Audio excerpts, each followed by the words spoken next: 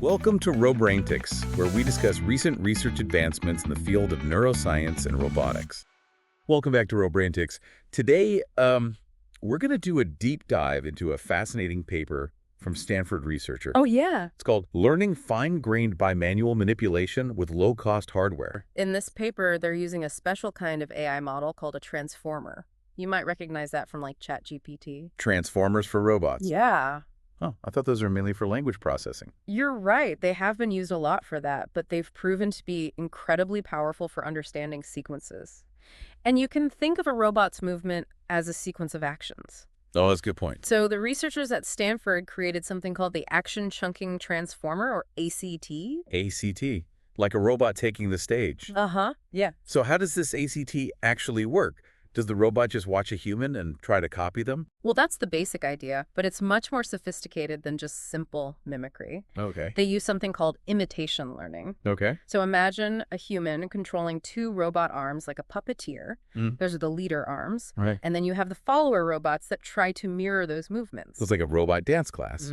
But instead of learning the tango, they're learning how to handle objects with precision. Yeah, that's a great way to put it. But remember, robots don't have our intuition about movement. Right. To them, every position is defined by the angles of their actuators, which are like their joints. So teach a robot a new movement, you need to capture all those actuator positions over time. It's like a super detailed flipbook animation. Precisely. Now, the real genius of ACT lies in how it breaks down those complex movements into smaller, more manageable chunks. Okay.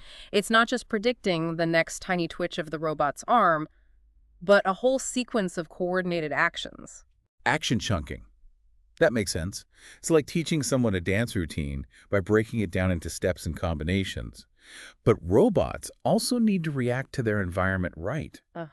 What if something unexpected happens? Well, that's where another clever technique comes in, temporal ensembling. Imagine the robot is constantly updating its plan based on what its sensors are telling it. It's like adjusting your steps on the fly as you navigate a crowded room. So it's not just blindly following a pre-programmed routine. There's a constant feedback loop, making the robot's movements smoother, more adaptable. This is all starting to sound like a very intricate dance between AI and robotics. It really is. And there's another fascinating element they call the style variable. Hold on, style variable.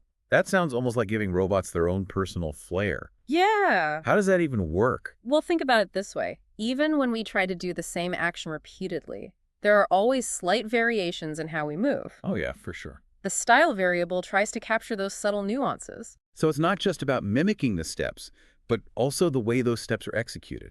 Like learning from a master chef. You're not just copying the recipe, but also their technique. Exactly. And to really nail that idea of subtle variation, they use something called a CVAE, which stands for Conditional Variational Autoencoder. Now that one sounds complicated. What's a CVAE in a nutshell? Think of it like this. Imagine you're teaching a robot to open a jar. Okay. You demonstrate it a few times, but each time your grip might be slightly different, or you might twist the lid with a bit more force. Right. Because we humans aren't perfect robots ourselves. We do things slightly differently each time, even when we're trying to be consistent. Exactly. And the CVAE helps the robot understand that all those slightly different demonstrations are actually variations on the same underlying task. It learns to extract the essential goal of the task, which is opening the jar, while still accounting for all the subtle differences in how it can be achieved. So it's like giving the robot a set of guidelines rather than a rigid set of instructions. It has room to improvise within the boundaries of the task. That's a great way to put it. And during testing, when the robot is actually performing the task, the style variable can be used to guide its movements. It's like giving the robot a reference point for how to execute the task with a certain level of human-like skill. So the robot isn't just blindly following a script, it's using the style variable to adapt and refine its movements, just like a human would. That's right. It's all about moving beyond simple mimicry and towards more flexible and adaptable robot behavior. This is incredibly fascinating.